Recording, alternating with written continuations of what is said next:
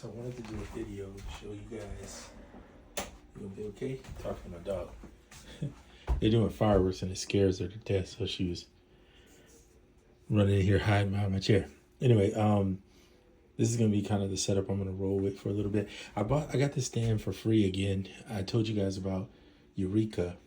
If you go to my videos, you can find Eureka. It's an app where they do surveys, and so I just do surveys when I'm in my spare time, and they have some other little ways you can make a little quick money and get Amazon cards and whatever. And it's free to sign up. And if you want to do it, yeah, it'll help you and do that in your spare time on your phone or whatever. Anywho, this is, of course, the iPad is still loading, so I can't really show you guys anything. I think Loopy Pro is the only thing so far. Everything else is still cycling, trying to get through the load. But in the process, I have the Apple adapter right there, running this out into the SP. The SP then has an out that runs into this little speaker that sits right here. That's just so I can listen to it, the thing, but I also I'm using the SP to the maximum, and I'm going to use it even more now that I think about it, because the mic input I heard is really good. So when I get a chance and I can get an actual affordable mic that I can put on a pole or something like that to make it easier to talk through or whatever I want to do, sample something, I'm going to use the mic portion too. And I've used the bass and the guitar thing before, so all of that is fine. I love SP as a interface as well as a sampler as well as an effects box. So if I want to pass the anything through here into the SP, I can sample it and send it back or however I want to do. I also have the iPad, the MacBook is running in here, so this can act with Loopback 2. I can send anything from the MacBook into the SP immediately, and I can send it back into there. Usually, like I showed you guys in the previous video where I'm just doing the multi-pad out that I sent it, showed you. So that is happening. So this is kind of like the middle ground, the guy that's controlling everything, because we can bring two in. Really got more than that. You got the 2 in back there. You got the USB-C can pass audio through. Of course, the mic can do that. Then having the 2 headphones on the front. I mean, the thing is really more powerful. Sometimes I'll forget and be like, oh, I want to sell this thing. And then I'll forget how powerful it is and that it can do so much, especially for sampling purposes and effects. But then having this second stand here, which I was going to use for the poly-in, and it may down the road become that too. But for now, I'm going to use it with the iPad just because I can use some instruments from here. Or if I want to use the iPad to sample into Koala or whatever, I got access to both. And then I still got this MPK. This may not last long. I'm thinking about getting rid of it, partially because I feel like I can. The biggest thing I like about it, I told you guys, is the wheels, the transport bar, and the fact that it's very small. I don't ever use the pads. I don't use any of this other stuff, sequencers in here. It's just not something I would use. But I like that it's small.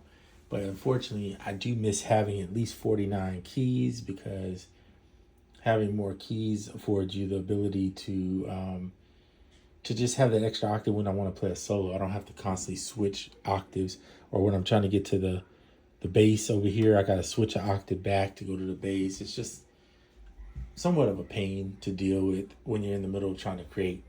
So I'm thinking about going with 49, and I don't want the Novation launch. Even though I love Ableton, I just don't love that keyboard that much. I've tried it many times and it doesn't impress me, and I don't use the pads or anything else on it, so it kind of defeats the purpose. Plus, it's kind of a space taker. It takes space a lot. It's about 1.5. Imagine this with another half of this onto it. That's about how big it is, and it's a lot bigger in width too. Anywho, so I am going to look at getting the M-Audio 49, and only because I've had it before, because it has the wheels and it has the keys. That's really all I need when it comes down to it. If something better before the time I decide to switch comes out, I mean, those boards are only like $120. So if you sell this, you can afford to get the other one. Generally speaking, you can get probably, somewhere around half of what this is worth, and then take that and just put it towards the other one. So it's just recycling. I try not to buy something straight out when I don't have to, but Anyway, so SP is doing well, doing really good after coming off the poly. Now I'll tell you what I miss. I said this in the previous video. I do miss, there's some things that the poly in tracker does that the SP can't do on the sequencer, which is creating these really these cool ideas of using multiple effects on different notes in a thing to create some unique patterns and rhythms. But my kids are watching a movie, so it's kind of loud. But this, there's so many ways to do that. I mean, you got Ableton, you got things of that nature that you can do it with. You got the iPad has stuff. There's so many ways to achieve it. It is different, but I'm not stressing it. I just talking about it just because it's definitely something that I enjoyed really thoroughly about the tracker. So I'm gonna end the tracker talk here. You know, when you like let something go initially, like it's that initial like what do they call it? Well, whatever the word is, when you kind of have a little regret about it going away. But it doesn't mean it won't come back. It's just I'm gonna wait it out a little time, and in the meantime, I'm gonna busy myself with learning some of this. I saw I think it was Mark Deluxe, who is on the Koala Beatcast sometimes. He did a thing where he was using Prism, which is right here, which is you can't open it because it's not downloaded yet. He used Prism with Koala, and I thought to myself, I should do that. I should either use it with Koala or use it. I think I tried it with Koala. It was really good, but he seemed like he was having good success with it.